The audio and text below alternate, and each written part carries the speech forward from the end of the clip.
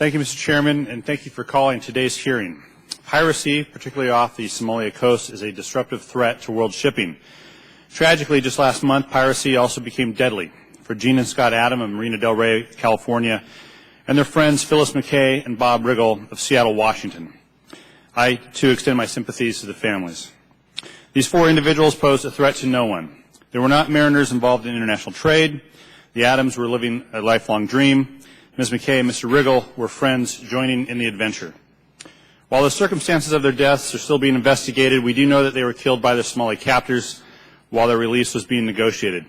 But for these pirates, these four U.S. citizens would be alive and well today. It is clear that today's pirate is no Jack Sparrow.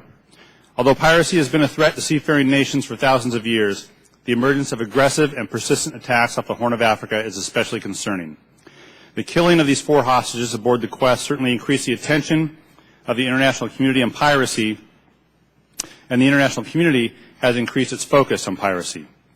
These stats are startling. The New York Times reported in late February that more than 50 vessels were currently captive, ranging from Thai fishing trawlers to European tankers, supertankers, with more than 800 hostages. These hostages represent mariners and seafarers that are only doing their jobs. Once captured, these hostages can be held in deplorable conditions for months before release. It is time for the international community to stop this injustice. The Gulf of Aden and the adjoining Indian Ocean constitute a critical shipping corridor. GAO's September report, about which we'll hear more of a little bit later, their report on piracy states that over 33,000 ships pass through the Gulf of Aden annually. This includes tanker ships, moving 10 to 15% of world petroleum shipments. For vessels headed west, the alternative route is around the tip of Africa and adds 4,900 nautical miles of transit. The rise of piracy in the region puts mariners in danger and poses an economic burden on ocean carriers and shipping companies.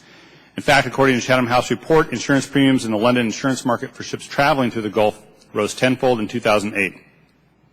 Several factors have contributed to the frequency of these attacks: a large number of high-value targets passing through the Gulf, global proliferation of the small arms trade, and most significantly, persistent civil violence, lawlessness, and economic dislocation in Somalia. Somalia does not have a functioning government, and with pirates having virtually an unlimited ability to operate from Somalia, piracy cannot be eliminated solely from the sea. So I'm particularly interested to hear what the State Department witness will say on this subject. Last week, Bloomberg reported that China and Russia will be leading a new effort at the UN to curb the threat of piracy off the coast of Somalia and defeat al-Qaeda-linked terrorists fighting to seize control of that nation. According to this report, Russia had circulated a draft resolution that would commit the UN Security Council to, quote, urgently begin talks on the creation of 3 courts for piracy cases. Be interested to hear what the progress of this and the likelihood of this resolution is. The international community has stepped up efforts to combat piracy. CTF 151, a multinational effort led by the U.S., the European Union operation Atalanta, the NATO operation, which the U.S. also supports, and independent deployers are patrolling the area and providing greater protection to ships traveling through the Gulf. We'd be interested to hear what our Department of Defense witness has to say about giving us an update on these efforts. And the International Maritime Bureau's Piracy Reporting Center and MARAD have helped inform the maritime community about piracy and how to implement best practices for ships to evade and defend themselves from pirate attacks, and I look forward to the Coast Guard's comments on this effort.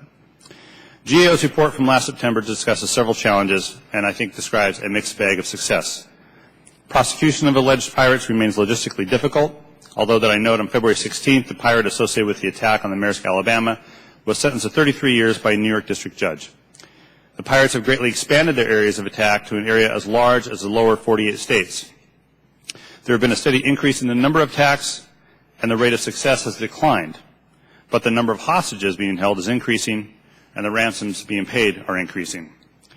These issues raise important questions for our panel. Are the efforts of the U.S. and the international community succeeding, or are they failing? Are the rules of engagement changing, and do we need to change with it? In light of the recent killings, is transit in this area becoming more or less dangerous? When it comes to piracy in the 21st century, there is no X that marks the spot to point us in the right direction. But there are several ways that U.S. policymakers can help combat piracy. Encourage the international commercial maritime industry to adopt best practices. Continue advances in the use of defensive technologies on ships. Help coastal states and pirate-prone areas boost their coastal monitoring and interdiction capabilities, and provide resources to the Coast Guard and MARAD so they can continue to advise the industry on how to strengthen its own security. With that, Mr. Chairman, I thank you again for holding this hearing and look forward to our witnesses.